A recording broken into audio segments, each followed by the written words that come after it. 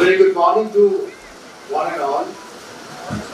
Esteemed Sirajuddin sir, my good old friend Professor Kalam, Madam Nagina, Mr.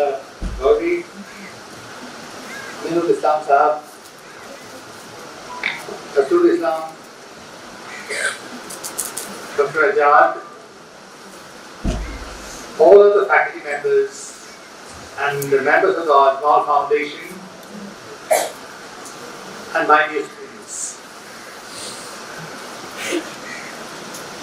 I never thought that my turn would come so soon. I just arrived and I had to speak.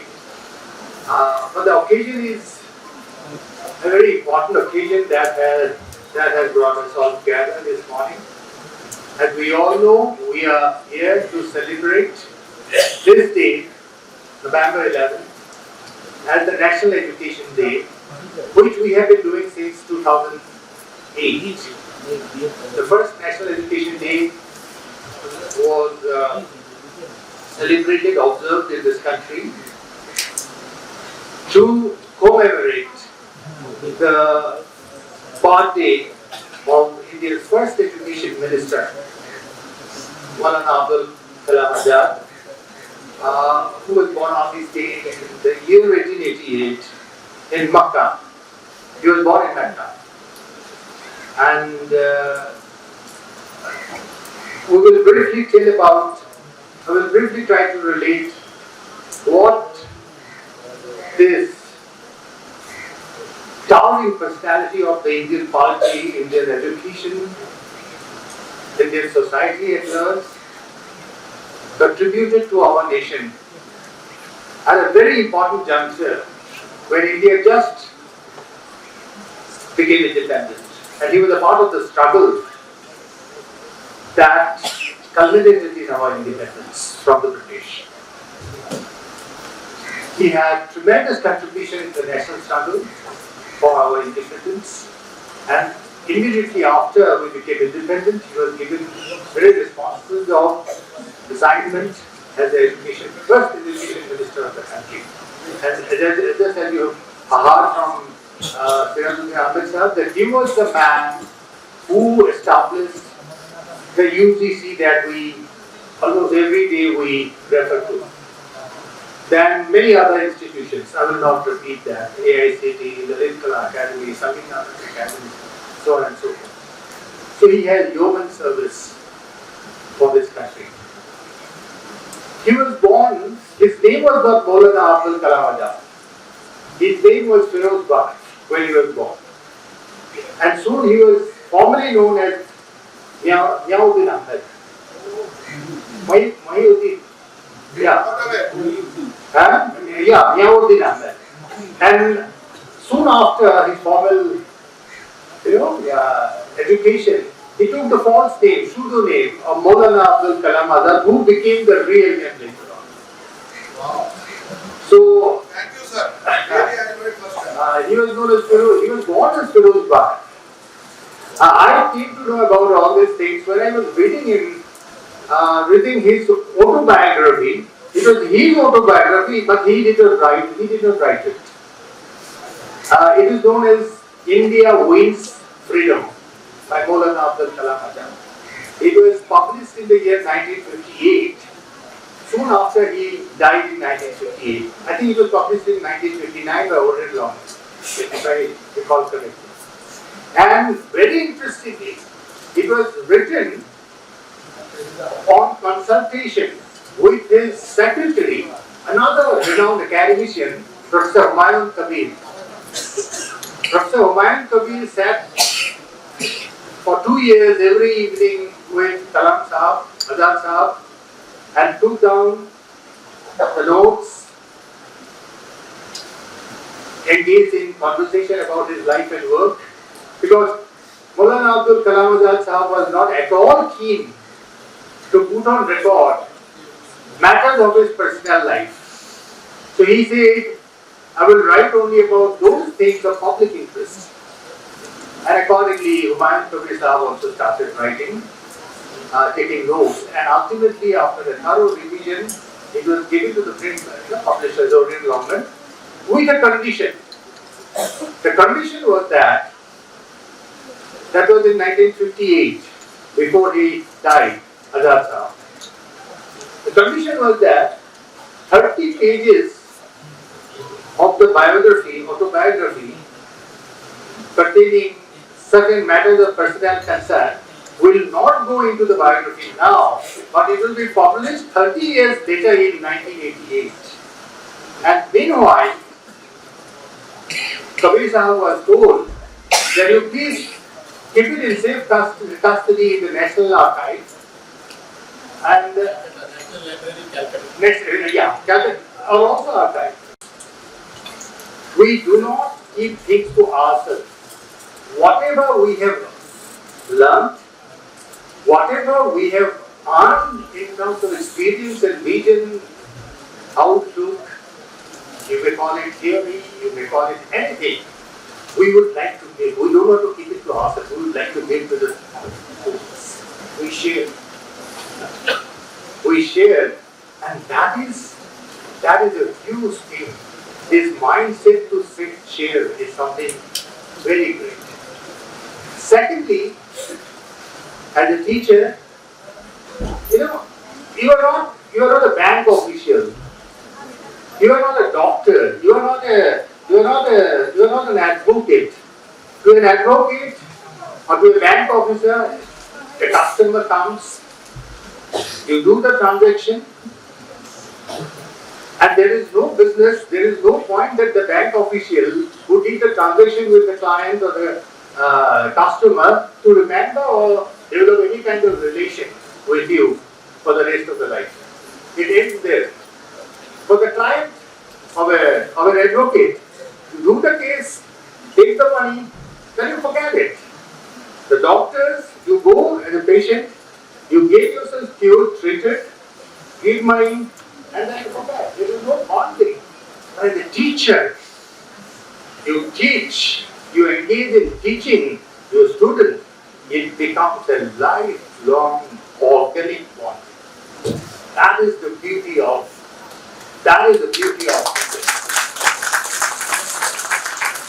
We develop lifelong bonding with our students.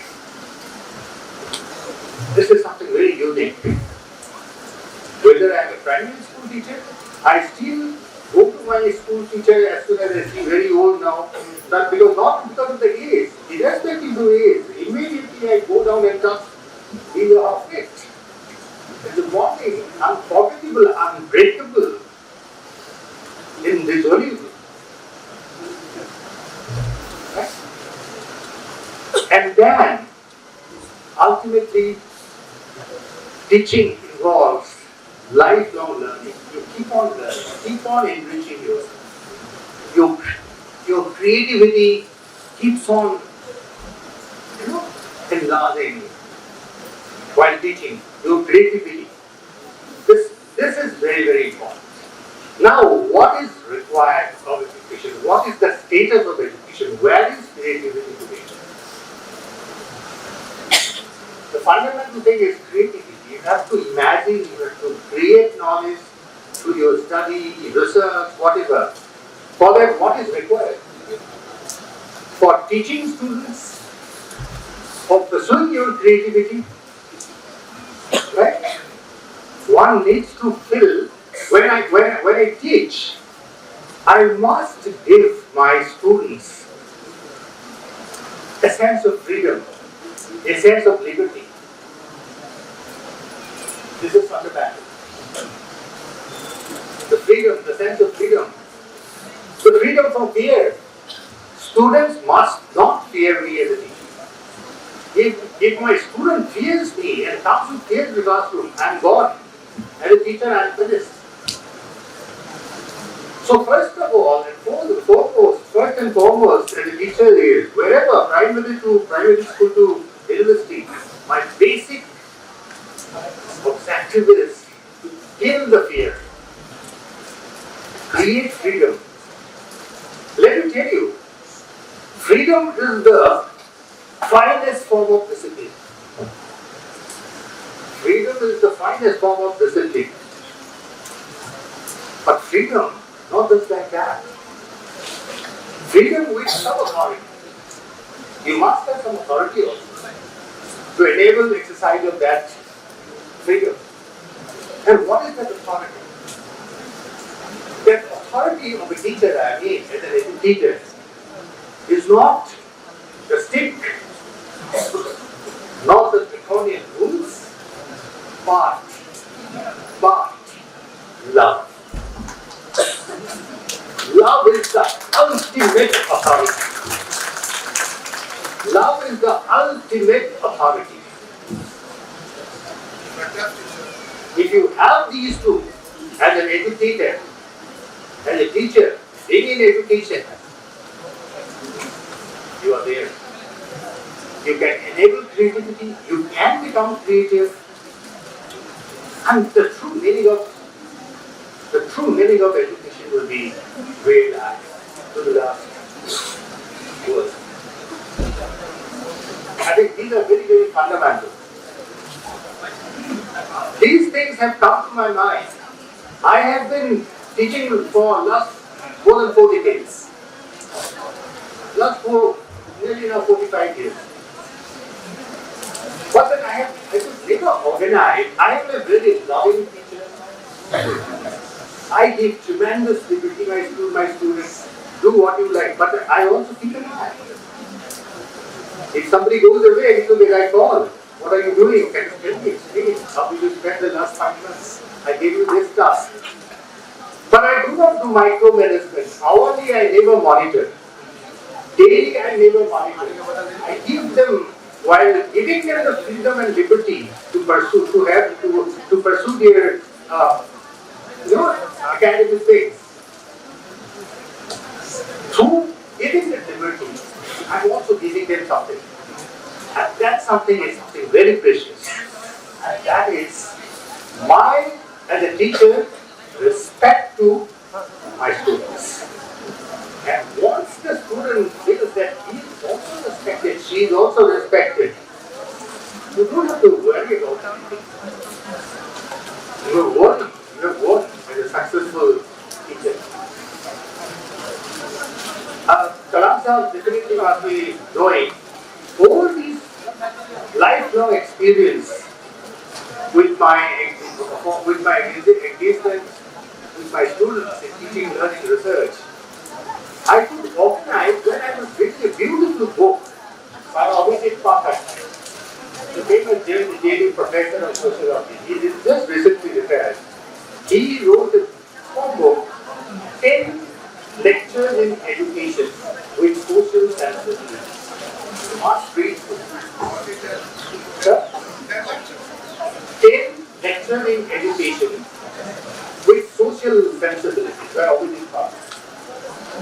My summarization of these importance of freedom, authority of love, finest form of discipline as freedom, all these things I have finally organized when I was reading that book. It's a fantastic book, every teacher should read. Now what is happening? Everywhere there is fear.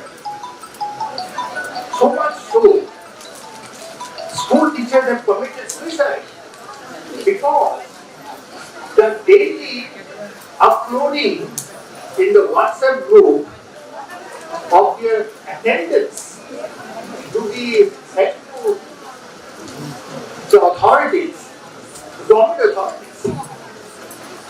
Right? Created such a fear psychosis, forget about the students.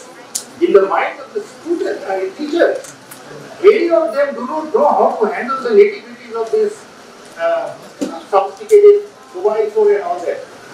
You must have read it recently in Assam, at least 3-4 teachers committed suicide.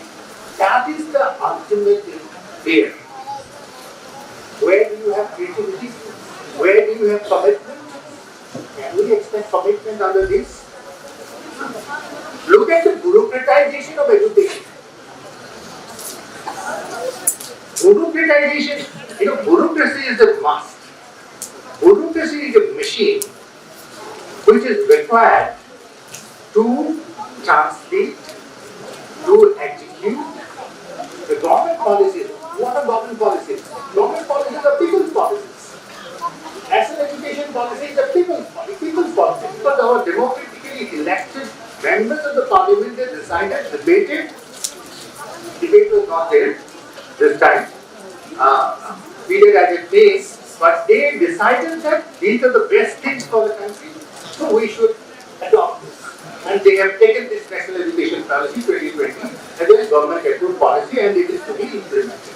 Now, for implementation, you need a mechanism, and that mechanism is bureaucracy. But that doesn't mean that you hand over everything to the bureaucrats. I'm sure some bureaucrats are here. Please don't get me wrong. I say it in the first place, bureaucracy is a very powerful machine. It's a mechanism to translate anything in an organized manner. But what is happening is today, at least with respect to education, bureaucracy has completely taken over the process of education itself, not the policy. And as a result, what has happened? It has lowered the status of teachers, right from primary school who lost lives out of fear to people like me on the right now. It has lowered my esteem, not only in front of me, myself, but in front of the society. Society no longer have that level of respect to the teachers of the school and college as you have it today. Undeniable, sir. That level has gone down. Why? It is because of so many things, but one is this. And when the society loses its teachers, when the society loses its teachers in terms of this kind of degenerative culture, that society is gone. The society is dead. It becomes decadent, and that's it. Teachers are the makers of the nation. Through teaching, training, giving values, commitment to the students. And if we are gone, the rest is gone. It's very logical. And unfortunately, this is what is happening today. And this is happening today not only in our country, this is happening in almost every country. It's a matter of degree. It's a matter of degree. Right? So therefore, it is very important that institutions like ours, we know what is what with respect to education. What is the meaning of it? What is the meaning of a teacher? What is the meaning of a student? And what is the philosophy of the vocation called education? Then, you don't have to innovate anything. You don't have to innovate anything, sir. Innovation becomes a very mundane thing of applying the digital mode of transmitting academic things, right? But what is at the core of education is build up these values, build up these cultures, where you teach with love, where you create a sense of freedom. Right? Then the society flourishes. The student's life becomes enriched, and we become a rich nation. A country is made rich not just by money, not by GDP alone. A country is never made rich by GDP alone. A country's richness is, in the true sense to me, is measured by the level of culture. The level of culture its citizens. So on these days, while paying my greatest tribute to this great educationist statesman, politician, a national hero. Let me appeal to the young faculties and the young students that you are in a very, very noble position. But you have to understand it. You have to understand it, and just one word before you go to the classroom. Just one word. Love, love, and love your students, and for that love you have to love your subjects. Absolutely. Thank you.